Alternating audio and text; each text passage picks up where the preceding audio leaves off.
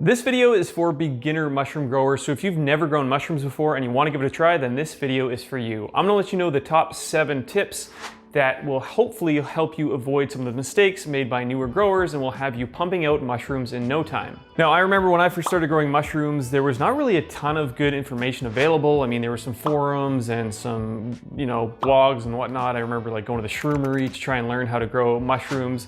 And there's a ton of information out there now, especially on YouTube and everywhere else. So there's a lot of really good information, but there's almost a little bit too much information. It can be a little bit overwhelming to try and figure out where you should start or how you should just get going if you've never grown before. So hopefully these tips will give you just a little bit of insight into where you should start and what you should do to achieve success in growing mushrooms. So tip number 1 is to start with a mushroom growing kit. Now, I've mentioned this a bunch of times before, so it might be nothing new, but it really is such a great tip, and it is the perfect way to start and to first learn how to grow mushrooms. And the reason is because the chances of success are super high. It's really, really easy to grow mushrooms from a kit. And once you get that feeling of success, and once you first see some mushrooms growing through that kit and watching the mushroom life cycle, you might just get addicted and want to jump into the rabbit hole and start learning as much as you can about growing mushrooms. I know a lot of different mushroom growers got started that way by just having their first experience with a mushroom growing kit. Because again, growing mushrooms can be super complicated. If you've never done it before and you just start looking into it, you'll think, oh, I need all this equipment and I need all these special, conditions, and I need to build a fruiting chamber and all this stuff. But really, none of that is true if you just buy yourself a mushroom growing kit and get started. There's lots of these kits that are available online. I'm sure if you just Google mushroom growing kit, you'll find a lot of good ones. The ones that I've used before and work really well are called Back to the Roots. They have them both in pearl oysters or Pleurotus ostratus and pink oyster mushrooms, and they're super easy to grow and super easy to use. Again, there's lots of different kinds. If you're looking for something that isn't oysters, if you want to grow like lion's mane, for example, you might want to check out Mike Tyson. I've never used his kits, but I know a lot of people have, and they seem like they're really good and really easy to use.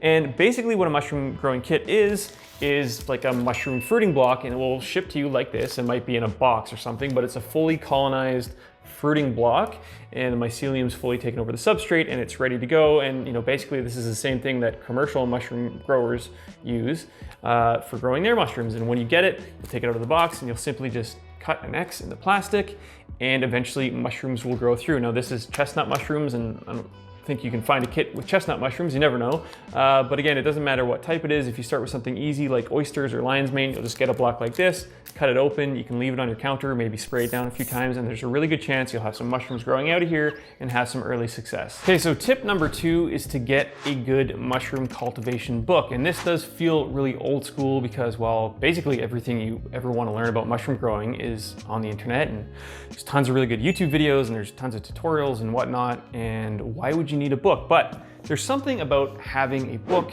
this physical object that you can just, flip through while you're drinking your coffee or it's sitting on your table and you'll always be looking at it. And there's some books that are really good and have just a ton of information all compiled in a really cohesive way, so you don't have to pick all this scattered information from all over the internet. So the book that got me started, and I'm pretty sure it's the book that got a lot of mushroom growers started, is Growing Gourmet and Medicinal Mushrooms by Paul Stamets. So it might be a little bit outdated, and there might be a lot of information in here that you probably don't need because it really is focused on almost the commercial side of cultivation. But that being said, it is just an awesome book, and if you have it, I promise you, you will be flipping through this thing all the time. Now, there's lots of other really great books as well. One that I found that is really cool is called DIY Mushroom Cultivation. Now, this is by Willoughby Arevalo, and it's just cool because it's got a lot of techniques in here that are, a lot more reasonable for small scale home growers. So for example, like this fruiting room is just kind of, built in a closet, and there's just lots of information on how to make your own spawn on a small scale. It also has some really good information on building your own lab or some lab techniques you can do. And it also has some, really low tech methods like growing mushrooms on logs or growing mushrooms in laundry baskets and all sorts of other things like that. So this is a pretty good book, but like I said, there's lots of them. So just search around on Amazon, read some of the reviews, and pick up a really good mushroom cultivation book to get you inspired, excited, and full of knowledge. So tip number 3, and probably the most important tip of all, is to join a mushroom growing community. And this is one thing that books definitely can't do, and it's this idea where no matter what you're interested in, there's a pretty good chance that there's a bunch of people all over the world that are interested in that same thing. And if you can bring them all together in an online community, you can really learn a lot and really accelerate and level up your learning. So join a mushroom growing community. There's lots of them. There's one that we started on Facebook a few years ago, just called Mushroom Growers.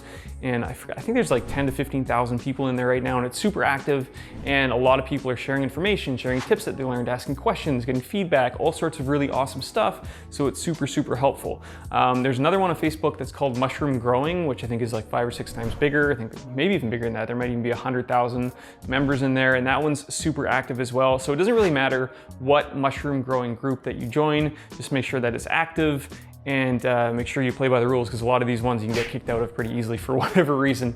But yeah, really great communities on Facebook. If you don't like Facebook, no worries. I know a lot of people don't like to be on Facebook. There is a really great mushroom growing community on Reddit. So if you go to reddit.com/r/mushroom growers, or just search mushroom growers subreddit, it's also a really good community. It's pretty large, pretty active. So if you have any questions, or you just want to share some successes, or you want to talk to other growers, or you want to read what other people are doing, it's a really great place to go. So either mushroom growers on Facebook, mushroom growing on Facebook, or Reddit mushroom growers. You should be able to find some really great community there. Now, I'm sure there's lots of other ones that you could find, and it doesn't really matter, again, which one you join. It's just a really good idea to connect with others and learn that way, because much like the mycelial network, a network of mushroom growers is probably the best place to level up your skills and learn faster than you ever could before. Tip number 4 is to start with a goal in mind, because this will help you decide what you really need to get started and how much you really need to invest in your new hobby, whether it be a hobby or whether you actually want to turn it into something like a business and start your own small scale mushroom farm, because what you need to get started is going to be very, very different depending on what it is that you actually want to do with mushroom growing. So having a goal in mind will set you up for success, even if that goal changes over time. Again, like I mentioned earlier, a lot of people might just start with a mushroom growing kit, and before you know it, they want to quit their job and devote their life to mushrooms. And honestly, I totally get that sentiment. It has this ability to really kind of suck you into mycology, into mushrooms, and it's just awesome once you get into it.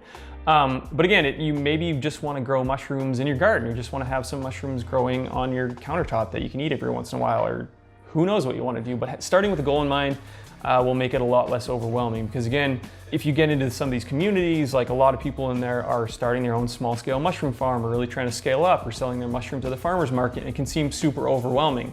So it might be easier if you just say, you know what, I'm not into that at all. I just want to get started growing mushrooms. It will help kind of clarify what you need to get started, and what kind of tools and equipment especially you need to really get going. So the next tip is to get the right equipment for what level of mushroom growing you're at and where you want to go. So I always like to think of mushroom growing, or the journey of learning how to grow mushrooms, as 3 different levels. Level 1 is growing mushrooms from a kit. Level 2 is being able to buy pre-made commercial grain spawn.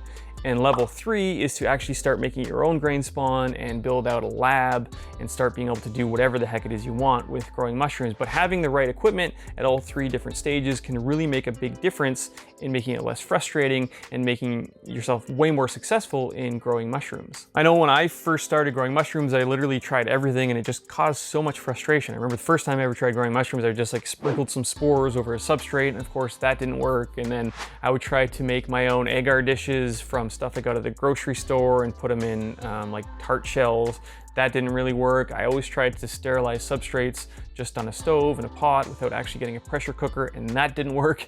And I learned a lot, but it was a lot of frustrating experiences that I probably didn't need to go through, and I probably could have learned a lot faster if I just would have had the right pieces of equipment throughout the journey. So the most obvious piece of equipment that you might want to get right off the bat is a pressure canner or a pressure cooker. And again, this doesn't have to be super expensive. Yeah, you can spend $1,200 and get an all-American electric stereoclave, which are awesome, by the way, but you don't actually need one. You can get a Presto pressure canner, 23 quart, I believe, and it can fit, 4 fruiting blocks. It can fit up to 10 jars of grain.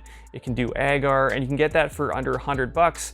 And even though it's a little bit cheaper in terms of the make, and the seals sometimes break, they can actually last a really long time, and you can pressure sterilize a ton of stuff. Like I used one Presto pressure canner for years, and really opens up the world of mushroom growing, because if you can sterilize stuff, you can really do a lot more than if you can't sterilize stuff. Of course, when you go on to the 3rd level, when you're building out a little bit of a lab and you're doing all sorts of different agar work and stuff like that, again, this is where it really helps to have the right equipment. Now you can cheat and use masking tape instead of parafilm, or use a knife instead of a scalpel, or use a still airbox instead of a laminar flow hood, which is all great, and there's lots of different ways to succeed, but it honestly is so much easier if you have the right equipment. Now, tip number 6 is to simply get outside, because observing how mushrooms grow in nature, observing what they do in their natural habitat, can be a huge help when trying to grow mushrooms or trying to cultivate mushrooms in general.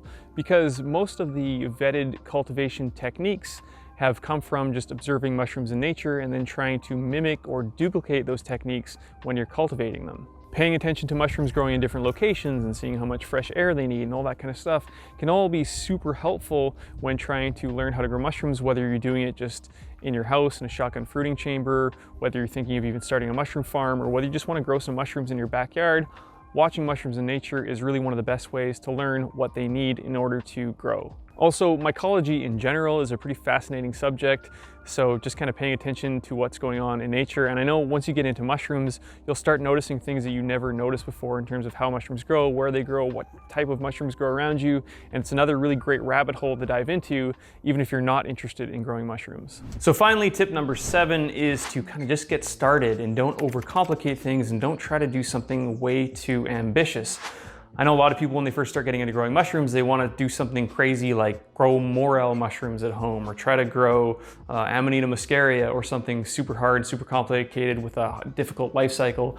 But just bite off a chunk that you know you can chew, do something that's super easy, follow a technique that's been proven, start with a mushroom kit, whatever it is to get a few successes and a few W's under your belt.